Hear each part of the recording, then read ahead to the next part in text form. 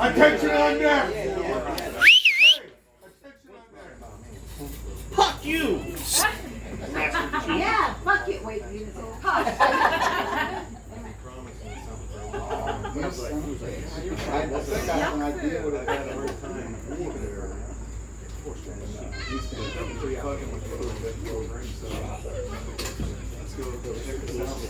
They promised me something when we talked on the phone, about you wanted me to hurt your little dog or something. So go ahead. Just gently take that apart. You can jump right, I'll jump on that table.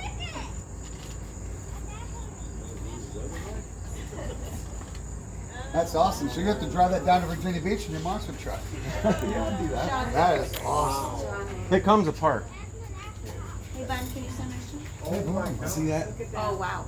That's awesome. So the bottom's white cedar. It'll never wear out like you. The bridge, obviously, because Wow. I was hoping you turned it into a toll road, but we'll see about Wow. that. Then I'm not Jewish. you got the from the Trident thing up there. And I talked to your brother a lot. My little brotherhood. Yep.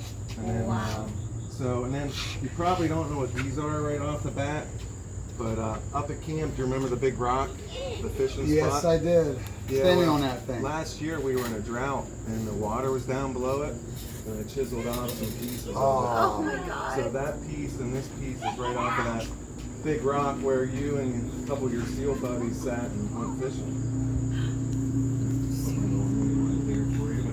Thanks, Zane. I really appreciate that. That's amazing.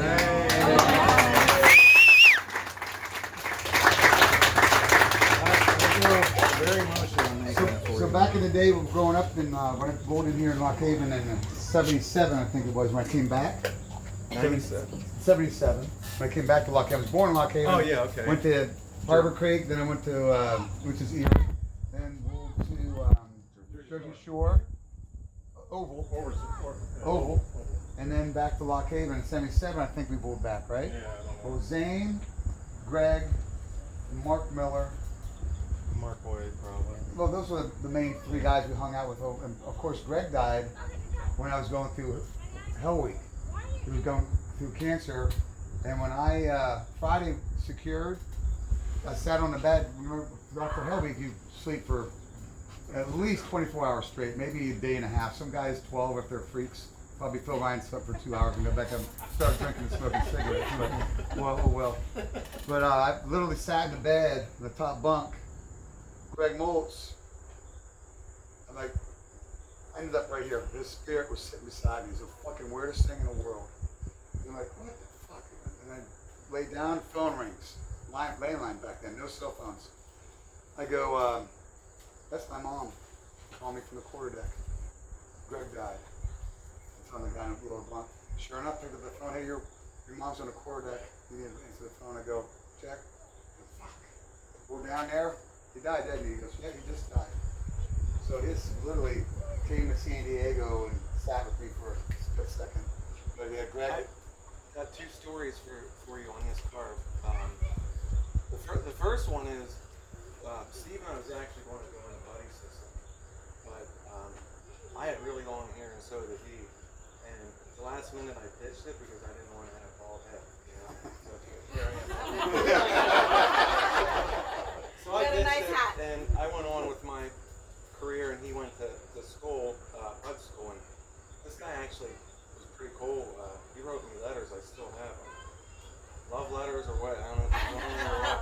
I have a handful of letters he wrote, which to me, I was a guy and in the woods and shit, and he was too, but yet he could write letters and I couldn't. But before he left, we had a couple times we went out to my fishing camp, and he always drove my car because if he got pulled over, we didn't get arrested. We were always drinking. Smoking dope. And actually, he could drive a car pretty good, probably better than I. So I had a sports car. He would drive it. And the last time you and I went to camp in that car, the Boys of Summer song came on from Don Henley. And I still have that distinct vision in my head yet of us driving and that song playing. And it was just a time of being wild and free. And I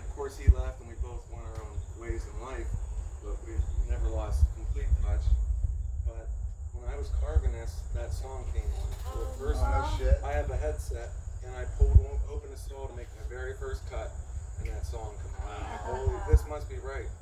Well, then when I finished it, this is the weirdest thing, and I've never had weird stuff happen to me. I just put the finishing touches on it, and it felt like someone pumped me in the shoulder.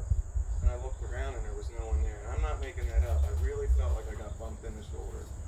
And so I looked around. I'm like, that ain't right, you know. And well, you know, maybe it's someone from your past, my past, or you know, saying good job or something. It's beautiful. That's the story behind it. I hope I nailed it for you. It would look badass with that lake thing you got behind your house. It's going right in the front door by the pillar. By the way, I don't get to say a word. All the animals I kill, leave them at work. No, when you walk in the front door, it's gonna go right in front of that pillar, right there. Don't you think? Yeah, you're perfect. Like right in front of the pillar. The original plan was to put the eagle down there yet, do like a I like that. relief carving, and I was going to cut that frog man from your Virginia Beach monument. But you know, this is your own little monument, man. Totally unique. This is up to you or not, but there's plenty of room on here if you ever want to take a Dremel tool. And I'm not touching it. You'll be calling. Hey, Zane, you can- Awesome, Zane. Thanks, brother. Wow. What about